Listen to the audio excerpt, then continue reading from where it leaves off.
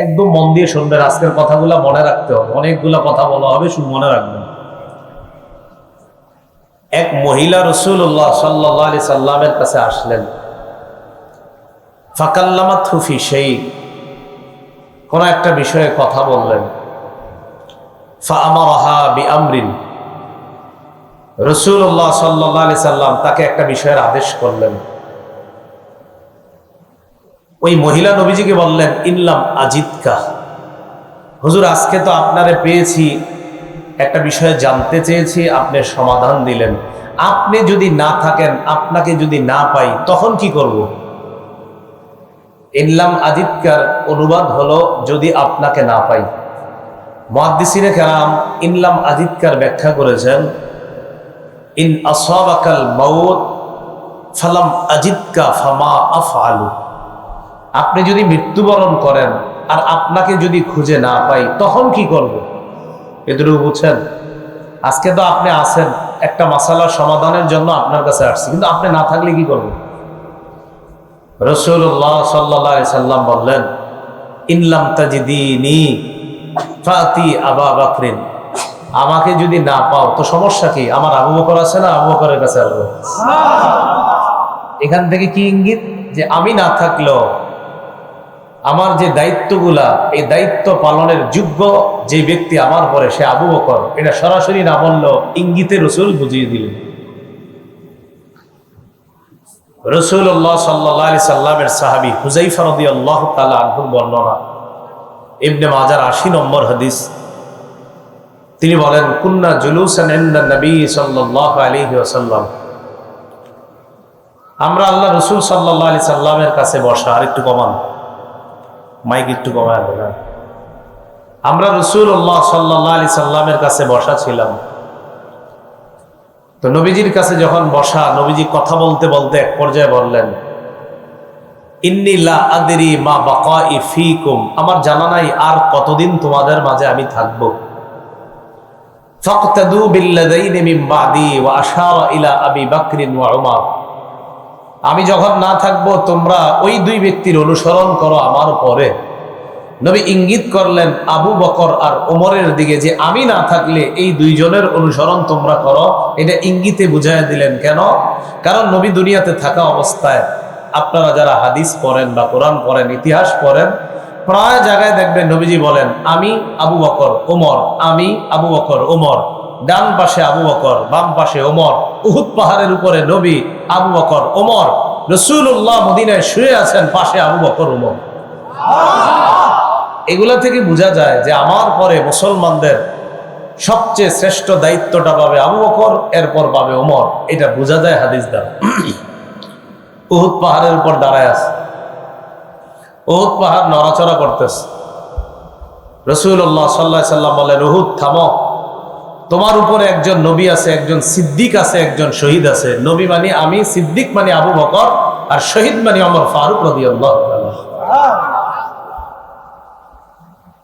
রাসূলুল্লাহ সাল্লাল্লাহু আলাইহি সাল্লাম পরবর্তী খলিফার নাম সরাসরি বলেন নাই, তবে ইশারা ইঙ্গিতে বোঝা যায় কে হবেন পরবর্তী খলিফা।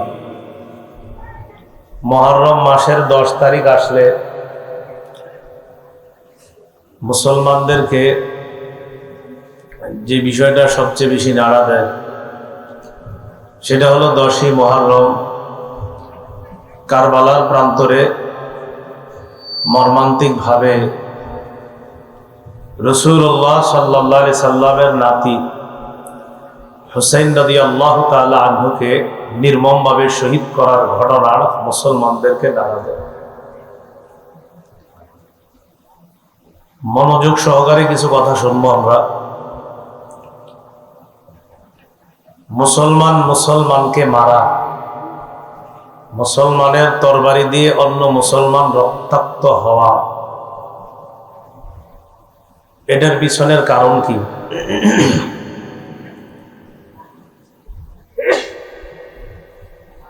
এই কথাগুলো শোনার আগে মনোযোগ দিয়ে কয়েকটা কথা মনে রাখবো, আমরা স্মরণ করব এবং স্মরণে রাখার চেষ্টা করব। ইসলামী রাষ্ট্র ব্যবস্থায় যিনি খলিফাতুল মুসলিমিন হন, মুসলমানদের খলিফা যিনি হবেন, যিনি আমির হবেন, মোটামুটি গবেষণা করলে মুসলমানদের খলিফা নির্বাচনের পদ্ধতি 4টি পাওয়া যায়। কয়টি? 4টি। 1 নম্বর পদ্ধতি ইশারা ইঙ্গিত। রাসূলুল্লাহ সাল্লাল্লাহু আলাইহি সাল্লাম দুনিয়া থেকে বিদায় নেওয়ার আগে সরাসরি তার পরবর্তী খলিফা কে হবেন এটা সরাসরি রাসূল বলেন নাই, তবে ইশারা করে গিয়েছেন কে হবেন। যেমন মুসলমানদের যিনি খলিফা হবেন তিনি মুসলমানদের মসজিদের ইমামও হবেন। যিনি সাধারণত খলিফা হতেন তিনি ইমাম খতিব হতেন, ঈদগাহের নামাজ পড়াইতেন। রাসূলুল্লাহ সাল্লাল্লাহু আলাইহি সাল্লাম যখন অসুস্থ হলেন, সাহাবায়ে কেরাম মসজিদে নামাজের জন্য অপেক্ষায় আছে। নবীজি বললেন, মুরু আবা বকরিন ফালিউসাল্লি বিন্নাস, তোমরা আবু বকরকে আদেশ করো, বলো সে যেন মুসলমানদেরকে নামাজ পড়ায়।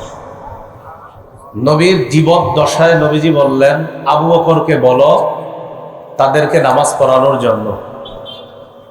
অন্য হাদিসে আসছে, আমার রাসূলুল্লাহ সাল্লাল্লাহু আলাইহি ওয়াসাল্লাম আবা বকরিন আইয়ুসাল্লি বিন্নাস ওয়া কানা আবু বকরিন ইউসাল্লি বিহিম।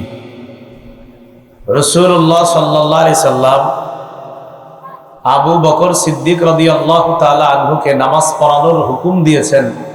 নবী দুনিয়াতে থাকতেই আবু বকর সিদ্দিক মুসলমানদের নামাজের ইমামতি করছেন। এখান থেকে ইঙ্গিত পাওয়া যায় যে আমার পরে যে মুসলমানদের দায়িত্ব নিবে, যেহেতু নামাজ এত বড় একটা দায়িত্ব, গুরুত্বপূর্ণ পদে নবী থাকতেই আবু বকরকে দায়িত্ব দিয়েছেন। এখান থেকে বোঝা যায় যে আমার অবর্তমানেও মুসলমানদের গুরুত্বপূর্ণ দায়িত্ব ভার গ্রহণ করবে যে আমার পরে, সে আবু বকরই হবে। এটা কি সরাসরি না ইঙ্গিত? ইঙ্গিত। সহিহ বুখারীর একটা বর্ণনা, 7360 নম্বর হাদিস, জুবাইর ইবনে মুতিম রাদিয়াল্লাহু তাআলা আনহুর বর্ণনা। তিনি বলেন, আন্না ইমরাআতান আতাত রাসূলুল্লাহ সাল্লাল্লাহু আলাইহি ওয়াসাল্লাম। একদম মন দিয়ে শুনবেন, আজকের কথাগুলো মনে রাখতে হবে, অনেকগুলো কথা বলা হবে, শুধু মনে রাখবেন। এক মহিলা রাসূলুল্লাহ সাল্লাল্লাহু আলাইহি সাল্লামের কাছে আসলেন। ফাকাল্লামাতহু ফি শাই, কোন একটা বিষয়ে কথা বললেন। ফাআমারাহা বিআমরিন, রাসূলুল্লাহ সাল্লাল্লাহু আলাইহি সাল্লাম তাকে একটা বিষয়ের আদেশ করলেন। ওই মহিলা নবীজিকে বললেন, ইনলাম আজিদকা, হুজুর আজকে তো আপনারে পেয়েছি, একটা বিষয়ে জানতে চেয়েছি, আপনি সমাধান দিলেন। আপনি যদি না থাকেন, আপনাকে যদি না পাই, তখন কি করব? ইনলাম আজিদকার অনুবাদ হলো যদি আপনাকে না পাই। মুহাদ্দিসিনে কেরাম ইনলাম আজিদকার ব্যাখ্যা করেছেন, ইন আসাবাকাল মাউত ফালাম আজিদকা ফামা আফআলু, আপনি যদি মৃত্যুবরণ করেন আর আপনাকে যদি খুঁজে না পাই, তখন কি করব? এটুকু বুঝছেন? আজকে তো আপনি আছেন, একটা মাসালার সমাধানের জন্য আপনার কাছে আসছি, কিন্তু আপনি না থাকলে কি করব?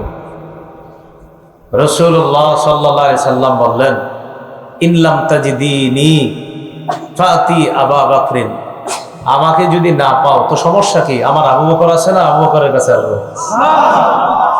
এখান থেকে কি ইঙ্গিত? যে আমি না থাকলেও আমার যে দায়িত্বগুলা, এই দায়িত্ব পালনের যোগ্য যে ব্যক্তি আমার পরে, সে আবু বকর। এটা সরাসরি না বললেও ইঙ্গিতে রাসূল বুঝিয়ে দিলেন। রাসূলুল্লাহ সাল্লাল্লাহু আলাইহি সাল্লামের সাহাবী হুযায়ফা রাদিয়াল্লাহু তাআলা আনহুর বর্ণনা, ইবনে মাজার 80 নম্বর হাদিস। তিনি বলেন, কুন্না জুলুসান ইনদা নবী সাল্লাল্লাহু আলাইহি ওয়াসাল্লাম, আমরা আল্লাহ রাসূল সাল্লাল্লাহু আলাইহি সাল্লামের কাছে বসা। আর একটু কমান, মাইক একটু কমায় দেন। আমরা রাসূলুল্লাহ সাল্লাল্লাহু আলাইহি সাল্লামের কাছে বসা ছিলাম। তো নবীজির কাছে যখন বসা, নবীজি কথা বলতে বলতে এক পর্যায়ে বললেন, ইন্নী লা আদরি মা বাকাই ফীকুম, আমার জানা নাই আর কতদিন তোমাদের মাঝে আমি থাকব। ফাকতাদু বিল্লাযাইনি মিন বাদি ওয়া আশারা ইলা আবি বকর ওয়া উমর, আমি যখন না থাকবো তোমরা ওই দুই ব্যক্তির অনুসরণ করো আমার পরে। নবী ইঙ্গিত করলেন আবু বকর আর ওমরের দিকে যে আমি না থাকলে এই দুইজনের অনুসরণ তোমরা করো। এটা ইঙ্গিতে বুঝাইয়া দিলেন। কেন?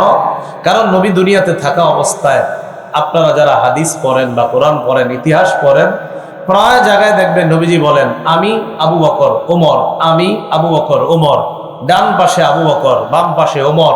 উহুদ পাহাড়ের উপরে নবী, আবু বকর ওমর। রাসূলুল্লাহ মদিনায় শুয়ে আছেন, পাশে আবু বকর ওমর। এগুলা থেকে বোঝা যায় যে আমার পরে মুসলমানদের সবচেয়ে শ্রেষ্ঠ দায়িত্বটা পাবে আবু বকর, এরপর পাবে ওমর। এটা বোঝা যায় হাদিস দ্বারা। উহুদ পাহাড়ের উপর দাঁড়ায় আছে, উহুদ পাহাড় নড়াচড়া করতেছে। রাসূলুল্লাহ সাল্লাল্লাহু আলাইহি সাল্লাম বলেন, উহুদ থামো, তোমার উপরে একজন নবী আছে, একজন সিদ্দিক আছে, একজন শহীদ আছে। নবী মানে আমি, সিদ্দিক মানে আবু বকর, আর শহীদ মানে ওমর ফারুক রাদিয়াল্লাহু তাআলা। রাসূলুল্লাহ সাল্লাল্লাহু আলাইহি সাল্লাম পরবর্তী খলিফার নাম সরাসরি বলেন নাই, তবে ইশারা ইঙ্গিতে বোঝা যায় কে হবেন পরবর্তী খলিফা।